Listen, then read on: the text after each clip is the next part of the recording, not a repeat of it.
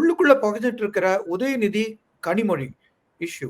அந்த புகைச்சல் வந்து வெளியில வந்து தெரிய வந்து அது அடுத்த எலக்ஷன வந்து அத பாதிக்குமா? இது எந்த விதத்திலும் எலெக்ஷனை பாதிக்காது. ஏன்னா திமுகவில் வந்து ஒரு பெரிய ஒரு கட்டுக்கோப்பான கட்சி.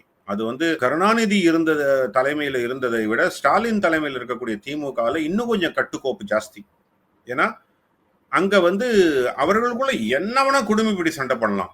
ஆனால் அது வெளியில அவர்களுக்கு உண்டான ஒரு பாதகத்தை ஏற்படுத்தும் என்ற ஒரு இது வந்துன்னா, ஏன்னா அந்த திராவிட ஈகோ சிஸ்டம் என்பது அதை வெளியில வரவிடாம தடுத்துரும்.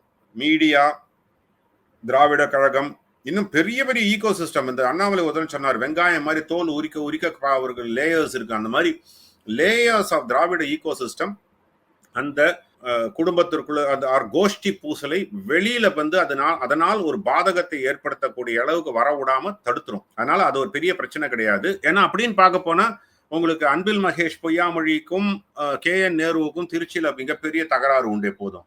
ஆனால் அங்க எலெக்ஷன்ல வரும்போது பெரிய பிரச்சனையே வராது. அது மாதிரி ஒரு இடத்துலயும் அங்க ஒரு பிரச்சனை உண்டு.